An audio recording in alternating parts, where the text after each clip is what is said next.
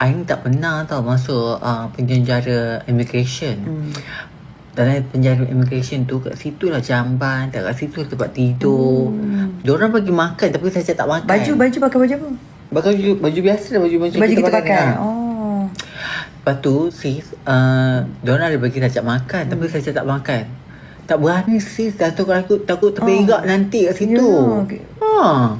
Nanti terberak macam mana? Dah lah berak depan orang ramai. Campur lelaki dengan perempuan ke tak? Orang campur perempuan je. Perempuan.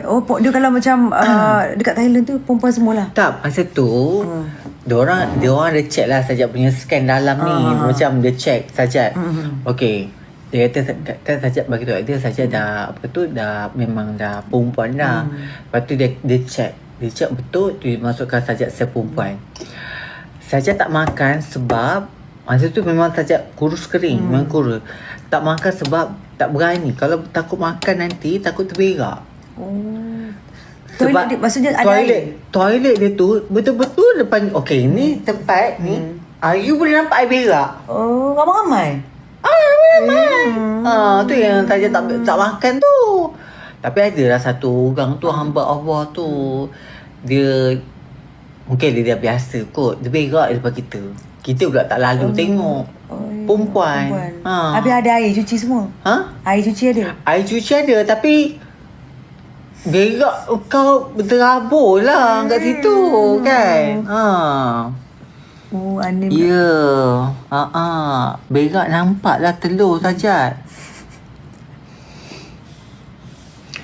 Apalah korang ni telur pula. Apa pula telur. Dia suka cerita ya tengok tu. Diorang suka dengar. Diorang suka kita cerita seorang macam gila. Ada sukalah. Lepas tu itulah dia. Tu yang saja tak berani berak tu. Kalau makan mesti nak terberak kan. Kalau makan mesti nak terberak. Kencing je saja kencing. Masa tu memang kencing. Kalau kencing kencing je lah. Kencing tu bunyi je. Shh. Kalau berak maknanya bukan orang Ipoh. Kalau Ipoh Mali kencing tak ada bunyi.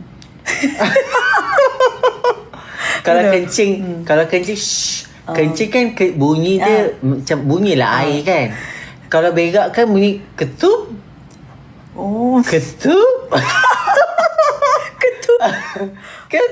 Kan berak tu macam nak putus ke ada putus tu kan macam ketup. Ketup kan bunyi tu macam tak manis kat situ kan. Kencing lagi manis sikit lah. Kalau kencing tu manis sikit. Dia punya macam bunyi jiruh je tu kan. Kalau bunyi berak tu kan macam ketup. Ketup. Tahu tak bunyi dia macam mana? Boleh bayang tak? Boleh bayang tak? Ya. Habis blub. Habis bunyi tu ketup tu ketup tu maknanya dia potong lah. Dia potong lah kan. Dah sampai tu hujung tu dia potong. So tengok bila kita cerita ramai orang suka. Kalau kita bercerita cakap sihat tak ada. Dia suka bercerita. Dia suka dengan cerita pengalaman kita. Itu yang bila pengalaman ramai orang tengok. Kalau cerita ni dia tak nak. Memang berapa hari masa tu?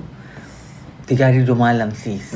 Tapi 3 hari 2 malam tu memang lama rasa dia macam anxiety. Memang rasa macam anxiety.